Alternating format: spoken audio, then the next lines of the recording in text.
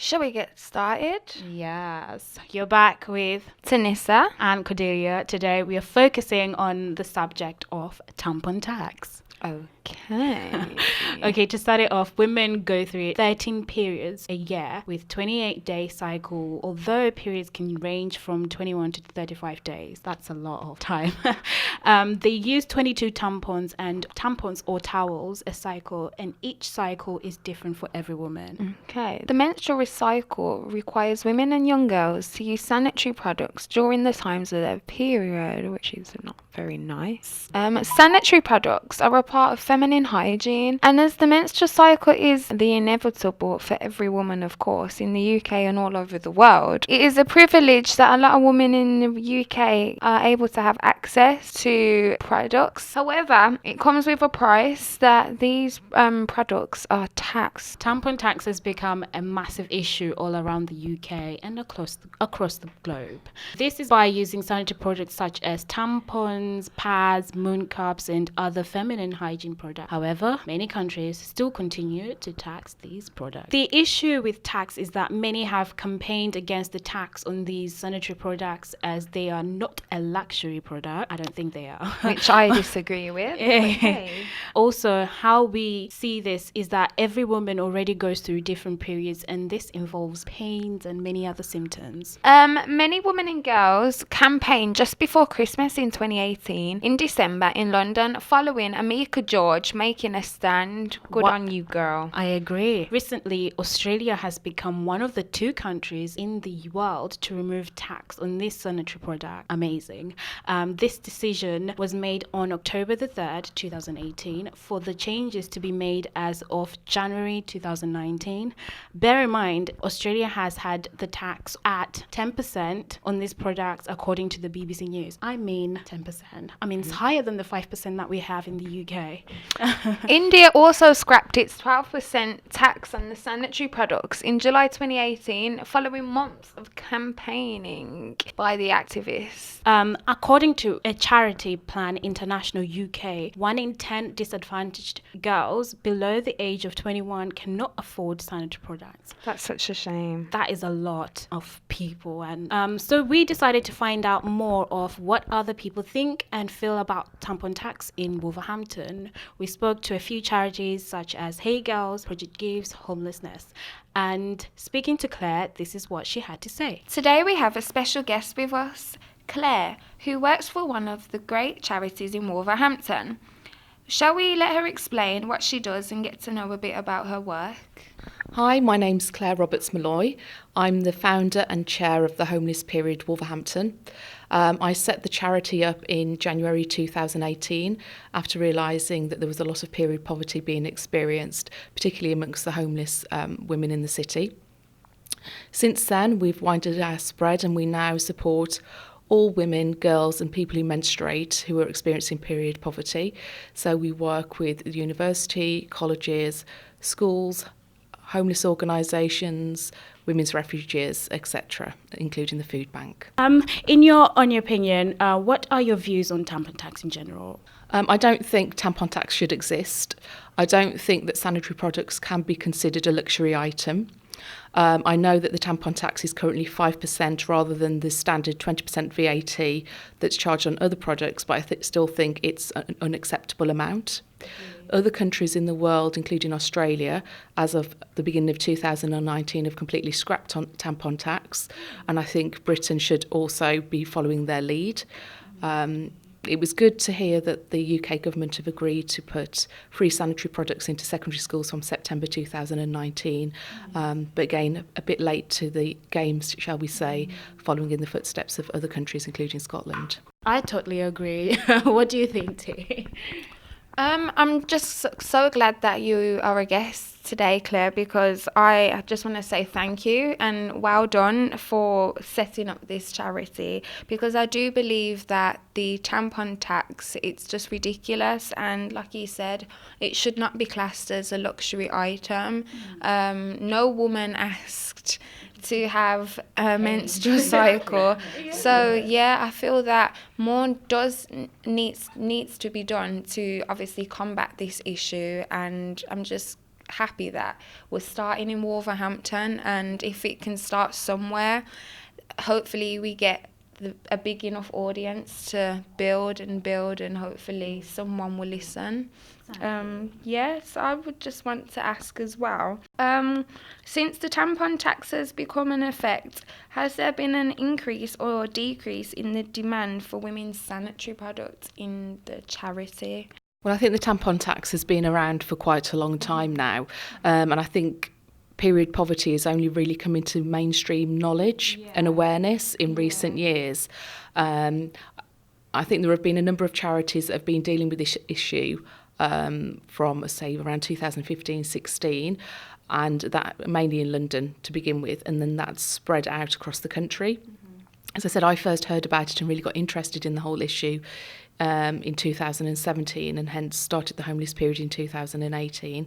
And I think we're only just scratching the surface as to the number of individuals who are experiencing period poverty. And I say individuals because it's not just women and girls, because we have to think about other people who may menstruate but not recognise or identify as female. So we do take everybody into account there.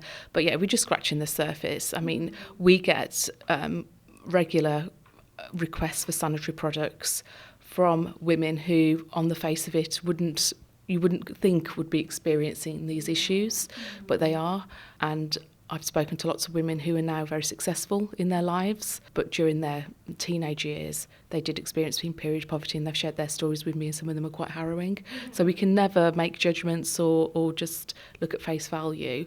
And that's why I think it's really difficult to get an accurate picture. And one of the things that we're looking to do is some research, working with a number of organisations to try and see what that picture really does look like. But we need women to be willing to speak to us and open up, and we need to get rid of the stigma that's attached. And so I'm really glad that, one, you've chosen this topic to do your research on and your work on, and two, that we can sit in a room and have these conversations now, because I think a few years ago people wouldn't be having these conversations. So well done to you two as well. It's crazy you say that, because when I chose this topic, I was like, I need to do it with somebody, because I was so happy that Tennissa and I decided to do it together, so we can have a more conversational thing than just having one person having their own thoughts and just interviewing. That doesn't work. We are all women and we experience different things. I mean, people, even in work, it affects people in different ways. And I just have a quick question. With your organisation and charity, what is there that the people in the community should do to continue supporting the charity so that it continues to provide the sanitary products for those in need? Thanks for that question. Well, what we have is we have a number of collection points around the city. I think at the moment we have about 30 at all different places. You can go on our website and have a look at some of those collection points. And what we wanted people to do is to carry on supporting those collection points, and then we'll go along, we'll collect them, and we'll sort all the donations, and then we get them out to the people in the places that need them most. So yeah, that's it really. And we run events throughout the year where we run our period pack sessions. So you can follow us on social media, you can come along and help with those. We're always looking for volunteers. We were a very small team, 4 of us, who run the whole organisation, and we all have full-time jobs as well. So yeah, extra pair of hands is always helpful. Can you tell the audience the name of your company and like how they can find it on social media? Sure, so it's the Homeless Period Wolverhampton, and that's www.thehomelessperiod-wolverhampton.co.uk. It is a very long name. You will find us on Facebook, on Twitter, and on Instagram, because I'm told that's where all the young people hang out these days. I'm still very much a Facebook and Twitter kind of person. But we are on Instagram. I haven't yet made it to Snapchat, but there we go. Well, thank you for coming today, Claire, and you've been a great guest, and we hope all the best for the future. Thank you. We also had the opportunity to attend the period poverty event in Wolverhampton, where there was many women from all over the West Midlands and the UK speaking, and they were just doing their bit to help educate about period poverty, really. And they were talking about why young women why we don't have access to free sanitary products and why we need to have access. And they were also talking about what products we can use as an alternative and, of course, environmentally friendly products. Yes, that's very important now. We also spoke to one of the city councillors from Wolverhampton, Celia Hibbert, and this is what we found out on what she thought about tampon tax and period poverty. Today we have a special guest with us. Special guest, would you like to say who you are and what you do? Thank you guys for coming to my office. My name is Celia Hibbert, like you already said. I'm one of Wolverhampton City Councillors. Yeah. Wolverhampton City has 60 councillors. I'm one of them. And I represent the Penn ward. And I'm the first black councillor in Penn ward. Wow, that's impressive. Thank you. That's motivating, you know. We can get there too. Definitely. So this will help our project to get some insight to what is being done and why women in the UK are being taxed on sanitary products. That's why our topic's on tampon tax, and just to hear your opinion, your views, and what you think. Yeah. And also, as a councillor, what Wolverhampton City Council actually, what measures they provide for the tampon tax and how they combat period poverty. So, yes. Wow, okay. That's a really, really, really good question. Very, very interesting question, because recently Wolverhampton have actually started challenging, trying to add their voices to the national agitation about tampon tax, and the council was arranging to then supply them to charities who are on the front lines of dealing with tampon tax issues. But the city of Wolverhampton actually, this doesn't directly come under them, so it's impressive to see them take a proactive action towards that. But you bringing up today as well makes a lot of sense, because I would go back as well and raise it and say we have to do more, even though it doesn't technically come under us. But, we're the council, we are official spokespeople for the city of Wolverhampton. So we can add to highlighting these issues. And you did ask me, what do I think about tampon tax? Yeah. Of course, this is something that we've or didn't really care about. We just paid the money. We just went into shops and bought sanitary products without actually questioning, how does this fit in with equality policies? Because if we're talking about equality, making women and men and everybody equal, surely we shouldn't be paying for something that the men aren't paying for. So thanks to Amik really for bringing up this whole debate to the front lines. Thank you.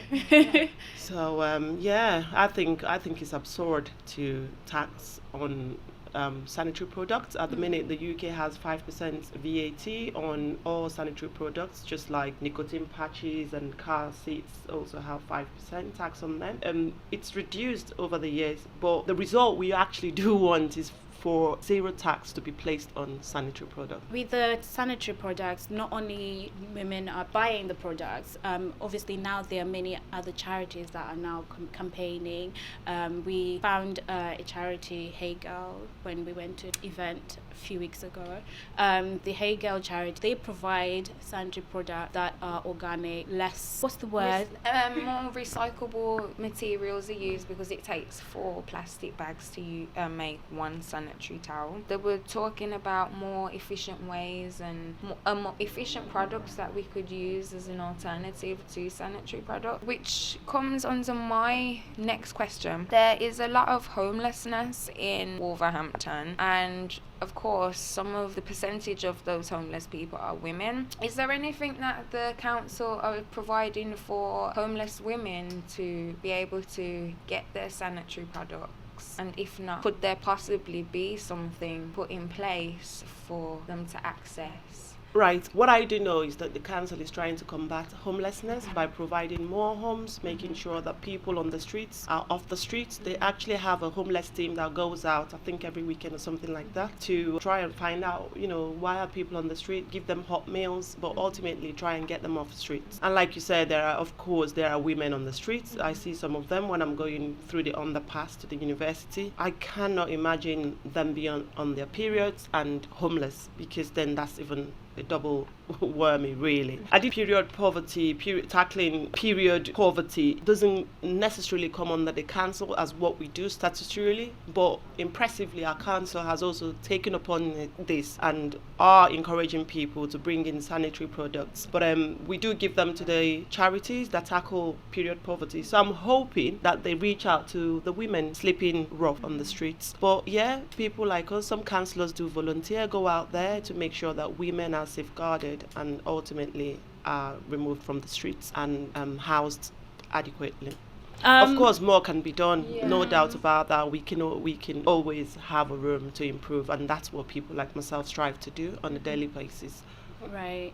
Yeah, no, that's understandable. I mean, it is something that has just been recently started. Exactly. With, her name was Amika George, who was campaigning about it. And obviously, to make a stand and campaign, this has also resulted in people now talking about it. And a lot of young people and older women who spoke about it, campaigned about it. I think that was just before Christmas last year, 2018. But my question is, what do you think about the stigma surrounding the topic and why? Well, you said before the topic became like a household topic. To be fair with you, even up to now, people are being embarrassed talking about it. I mean, there is this charity, Plan International, that deal with period poverty and tampon tax, obviously. They did a research on 1,000 women and girls, and that was in 2017, 1 in 10 of those women said, they cannot afford sanitary towels. Another of their research highlighted that 71% of women are still embarrassed up today buying sanitary products. So when you ask why are people still, ashamed of talking about these figures show you that a lot of people are definitely still embarrassed about talking about period. A lot of people need to be educated to say, hey, this is natural. We didn't do it to ourselves. We were born, and this is natural process. We need to educate the men as well. In fact, up to today, if you have sanitary products in your trolley, people sort of look at you in a particular way. So I think we need more education. I think people need to understand that period poverty, period every 28, 31 days is just a natural process, really. So more education in primary schools, more education in secondary schools, more education in colleges, educating the older generation as well, because they've seen it as something you keep to yourself when you have period. I mean, a whooping 62% of the girls in schools do not take part in sports activities because when they have period, and over 50-something% of them actually lie to say why they're not taking part. They don't feel confident saying, I'm not taking part because I'm on my period. They actually lie. They don't want to lie, but they don't want to share the fact that they're on their period. So we need to talk about it. We need to make sure that there are sanitary towels just like there are tissues in the toilet. People start to get used to it. I understand in terms of the educational side, I think that's the very important, especially with our research. We're now understanding more in depth about it than we actually knew. And I think, education is very important. So in your opinion, Celia, do you think tampon tax should be abolished? 100%. Why? 100% abolished because of what we've talked about. I mean, 5% VAT. I mean, £50 million is raised in 1 year from the VAT women spend. Even though they claim some of those money is being used, women's agenda put back to women's health issue. Why tax us in the first place? There shouldn't be tax on women's sanitary products. Scotland already have this in place. So we need to hurry up, actually. It's not about putting 5%, reducing it from 10 to 5, from 5 to 2. I think there shouldn't be any tax whatsoever on any sanitary products. Yes. That is so empowering. Yes. Since the beginning of the year 2019 now, there has been some changes in terms of sanitary products being made easy to access according to the NHS. They are thinking of making it accessible for for women actually and young girls to get sanitary products at the hospitals in NHS. We also found out that they are providing sanitary products in in schools, which is a great thing. But my question is, what do you think, in your opinions, has made it take this long? I mean, it's 2019 now. I know. The progresses we make are so slow, but sometimes you have to thank goodness as well that the progresses are happening. People are waking up, people are channeling their anger into activism and making sure things change for the better. And what we need is more people speaking up, and that's the reason why it's taking us 2019 for something to be done about this. And we had our women's shadow secretary, Dawn Butler, pledging in the conference. I was in the conference last year. She pledged that once she comes in, there will be zero tax on tampons. Everybody would have access. We have Philip Hammond, the Chancellor for Exchequer, also, he's pledged. I think from September, more people will be able to access tampons free of charge. It's taking us time, of course. There's no doubt that it's taking us long to get to where we are, but we can only keep doing what we're doing. We can only keep pushing the status quo. That's what it is, and it's just motivating. This has been a really nice interview. Thank you for coming. No. But last but not least, question: are you for or against tampon tax? Well, without a shadow of doubt, I'm 100%, 110%, if there's anything like that, against tampon tax, and I think it should be abolished. Yeah. Well, thank you very much. It was lovely chatting to you, Celia. Thank you. Thank you Thank you so much for coming. Thank you. It was important to gain some insight to what the councillors can do about tampon tax. It's not great. Yeah. According to the Gov's website, the UK's population is at 63 million and 32 million of those are women. That's a lot. I know. However, the population of women in poverty is at over 300,000, including young teenagers. So that is quite a big figure. It is. Too many women in the UK shouldn't feel the need to pay additional price for feminine hygiene products. Many of those struggle to access to all of these products for many reasons, which can be low income, homelessness, and more. And it's such a shame because we are in the UK, which is one of the six richest countries in the world.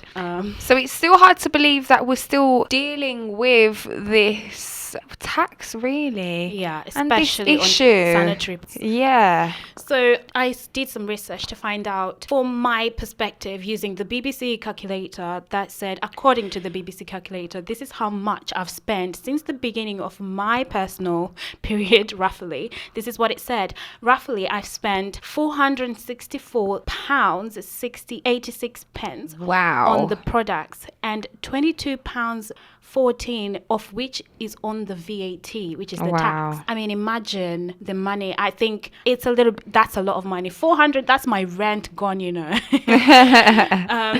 In my lifetime, I will spend £1,510.81 on the products, and £71.94, of which will be on VAT.